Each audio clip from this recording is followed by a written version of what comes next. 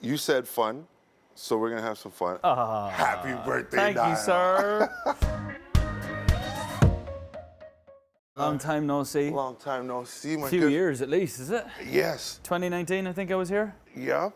But you know what? You always leave a nice, lasting impression. Thank you. Always a gentleman, and then always yourself. dropping some slappers for us to rock out to. So, how does it feel? To be back out in front of your fans and promoting new music?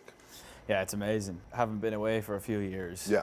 To come back, have 2 songs out, off a record that's coming in June. It's a really good feeling, like to be traveling the world again. Yeah. First of all, seeing faces again. It's just good to be back. Does it feel the same? Do you feel like some of the same jitters, some of the same excitement, some of the same nerves even? Oh yeah, more so than ever, I think.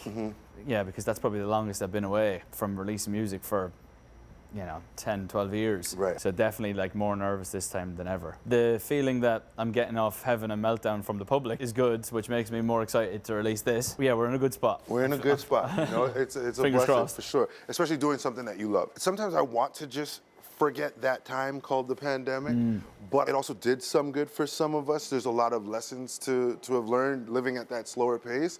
So I want to ask you if the pandemic at all inspired or influenced the show. Oh, for sure. It played a big part in it, probably. I don't want this to be the pandemic album, but it kind of has to be in a way, because a lot of the thoughts that were going on during the lockdown, getting less life experience. I'm so used to being on the move all the time, and then to be sat that still for so long provoked some bigger thoughts, bigger lessons and anxieties, and just good and bad. Right. Just living a life in a different way. And I think that's where a lot of this came from. And I wrote the title track, The Show, was the first song I wrote. When you hear it, the rest of the album makes sense. Yeah. Like when I wrote that song, I knew, okay, this is how I start the album. This is what the album is about. The show is a metaphor for life and the ups and downs and the goods and the bads that come with it. It then made sense to write the rest of the record based off that one song, yeah. Wow. This is the 3rd solo album, The Show. It coming together like that, has it always sort of done that where it's one big song, one big inspiration that sort of makes everything else make sense? Or is this a new sort of process? A new process, yeah, probably pandemic-led, because I released the last album the week we went into lockdown.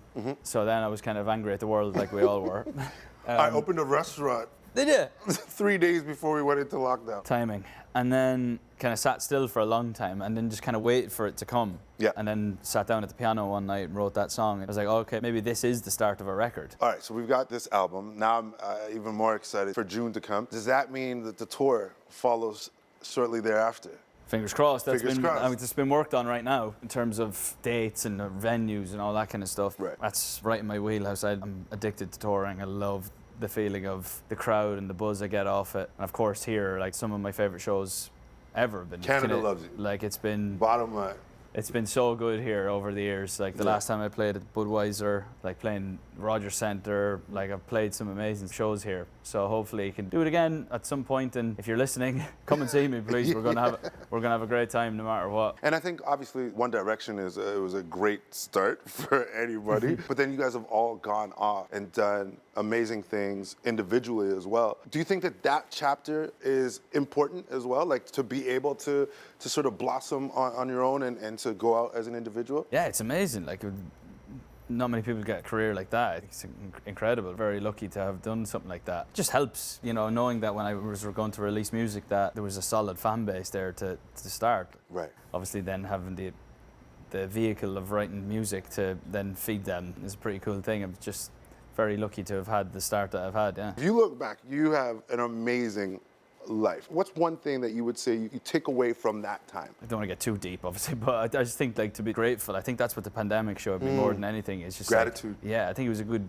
point to just look back, see what's happened. Very rarely when you're on the move all the time do you actually get to think, oh, that was cool, or you don't get time to reflect at all. It's more being grateful for all the great moments, all the things that I've been able to do, the gigs, the awards, the memories of traveling the world 50 times over. Yeah, I think grateful, I think, is probably the word that comes to mind the most, really, and I'm sure you're the same. Oh, 100%. Yeah. 100%. And both of us, our gigs have changed. Before it was all music, television for me, and now I'm getting to do, some film and still get back to sit on a couch from people that I'm biggest fans of. I think Also, too, like when you think about where you've gone with the TV career as well, and some of the musical pals that you've been able to hang out with, like Lewis Capaldi, Shawn Mendes, are those relationships important as well as sort of like milestones along your journey? I'm not out there trying to make friends with every famous person that, that I walk past. I don't need too many more friends, to be honest. Fair enough. It is cool though when you have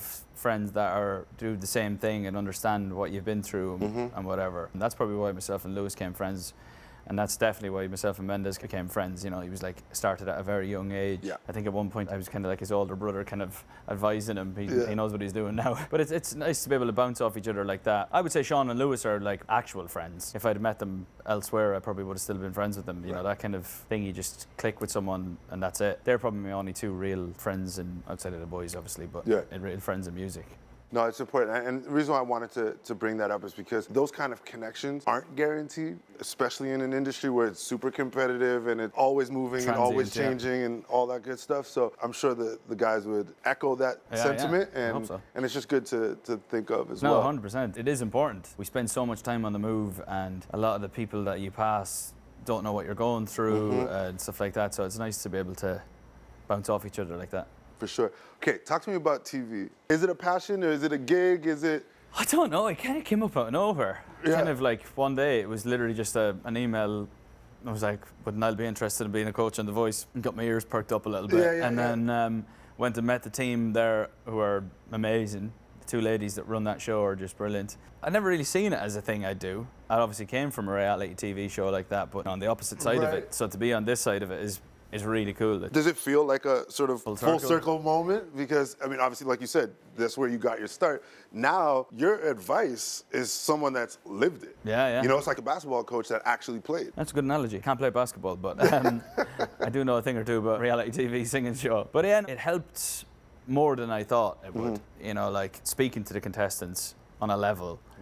You know, helping them navigate through the show. It's quite a difficult thing to do, you know. Like, I've got a 15-year-old kid in my team. Like, he's on one of the biggest shows in the nation, and all these cameras and lights and audience and, you know, famous people. And when you talk to people on a level, like, think, and having been through that and myself in a show at a young age, I think that level of empathy is important. Yeah. And a coach. Yeah, no, it's something that I wasn't sure if I'd enjoy or not. Now I love it. You said fun, so we're gonna have some fun. I need you to do me a favor. Trust me. Just close your eyes for a second. I don't know if I'm gonna get the invite in September, so we took the liberty of, you can open your eyes now, saying, happy birthday, Thank you, sir. Oh, look at that. Oh, it's the real deal, this. Isn't it, right? Thank you very much. For sure. Happy birthday to me. Happy birthday to you. I mean, listen, at the end of the day, the theme that I would take away from chatting with you today is you're in a great place. You have the confidence to be vulnerable and be honest on the show. You're excited to get back out there and perform. Get me out there quick. I think, for me, it just feels like a great catch-up. So thank you so much. Thanks very much. Good to see you. For sure. Thanks for this. For sure. Like the video? Then hit the button, or better yet, drop us a comment. Then check out our latest videos here. And don't forget to subscribe by hitting the button here for more celebrity interviews and entertainment news.